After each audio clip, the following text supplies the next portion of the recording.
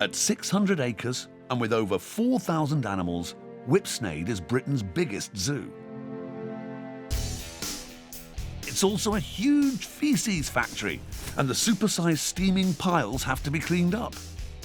Among the biggest and most enthusiastic poo producers are the Asian elephants. I would guess we probably remove somewhere between 500 and 1,000 kilos a day of faeces from the elephants, and we'll probably get through at least a 3-ton dumper load when we're doing that. An adult elephant makes about 50 kilos or 80 pounds of feces a day. Picking all the poo up, as you can tell, takes the breath out of you a bit. Elephants eat around 250 kilos of food every day, but they digest less than half of that, which is why there's so much dung. The faeces itself gets taken away by a local farmer, so it's obviously very useful manure on his fields. And with us, although faeces isn't particularly exciting to most people, we take a good look at the faeces because that can tell us a little bit about the condition of the elephant, but also you're looking for any parasites that we need to treat.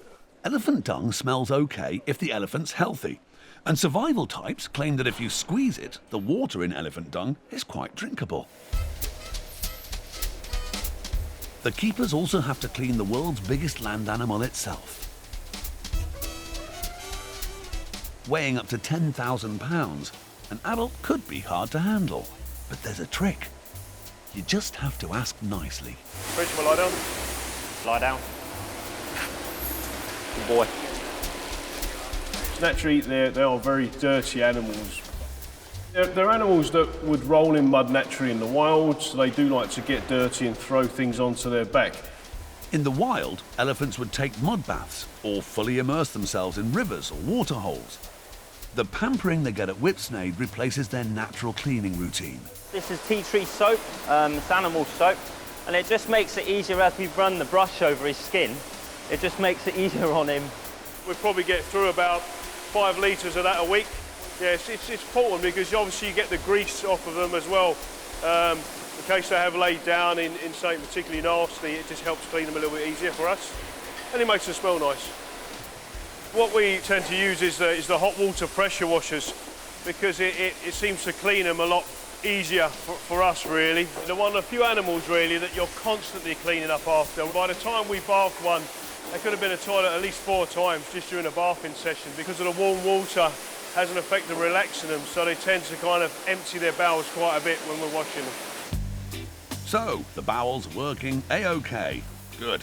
The bath is a chance to check other elephant systems too. The real point of the exercise is 2 things, really. One of them is to build a relationship with the elephant, and also is to check the elephant over from head to toe. You're scrubbing every part of them, so you're seeing any problems that may be there. We can make sure that there is no health issues whatsoever. And we can even check their mouth, we can take blood if we need to. It just enables us to have all the sort of tools in our arsenal to make sure that they're looked after the best they can be. Not all the elephants are taking this cleaning seriously. He's just frolicking around with his brother, to be honest, and I almost wonder whether it's me getting you in cleaner or him getting him more dirty. I would say, and obviously I'm very biased, but it's the best job in the zoo without a doubt. Bath over, it's back to the business of getting dirty again. So we just brought them out from their bath, and as you can see straight away they're covering themselves with sand. I almost think that they do it on purpose, so we have to clean it off in the mornings. But the elephant excrement they collect at Whipsnade is the start of another massive problem. The growing mound is decomposing and getting hotter by the day. And another huge animal is about to make it even bigger.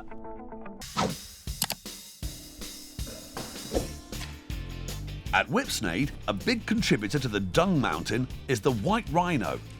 Today, the steaming pile has to be shifted, all 17 tons of it. First, they're going to shovel up last night's contribution. If they've had a rough night and they've had a few fights and that, the bed can be everywhere. But today it's quite neat. Just like humans then, eh?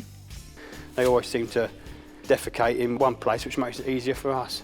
Yeah, also like humans. Rhino keeper Craig Wright has a bit of history behind him. I've been working with them for 18 years. I'm the 4th generation of keeper in my family. My great-granddad actually put the fences up, because before Whipsnade was a zoo, it was a farm. And my great-granddad actually worked on the farm and put the fences up to become the zoo and walked all the animals from Luton Station. You heard right. The animals walked from Luton Station. When Whipsnade opened in 1931, they were short of animals. They purchased a travelling menagerie. It was probably those animals Craig's granddad helped walk to the zoo. The poo isn't all taken away. They mix some with straw to make a heat bed. The rotting faeces helps to keep the rhinos nice and warm.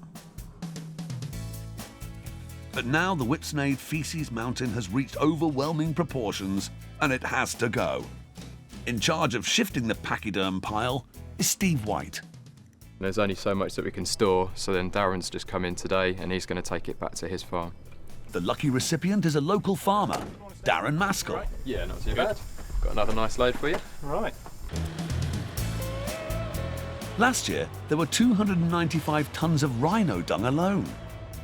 In a pile, it soon heats up until it's steaming. Left for too long, it can spontaneously catch fire. In California, in 2007, a pile of manure is thought to have caused a 175-acre fire that took 400 firefighters to control.